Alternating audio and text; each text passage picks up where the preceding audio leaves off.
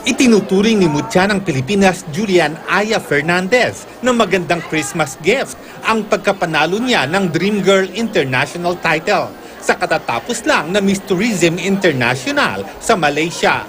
Dumating si Aya suot ang kanyang corona at sash. Sobrang nagpapasalamat ako sa support ng mga Pilipino kasi po nung nandun ako, syempre ibang bansa, pero parang feel at home pa rin.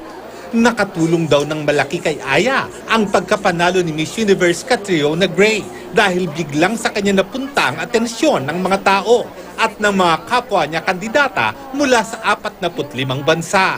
Lahat sila, naku, Philippines, you're a threat, you're a bigger threat now. And ang mas nakakatuwa po nun, yung mga kabayan po na nasa Malaysia, pag nakikita po nila ako, kasamahan ni Catriona. Kahit may international beauty title na si Aya, tuloy pa rin daw ang kanyang advocacy na sustainable livelihood and tourism. 17 years old pa lang si Aya nang simula ng livelihood project na nagbibigay ng trabaho sa persons with disabilities. Sa 2019, magtatapos si Aya sa kursong Broadcast Communication sa University of the Philippines, Diliman. May plano ba siyang sumali sa iba pang pageant? Tignan po natin. Tignan po natin. Baka po, pwede pa.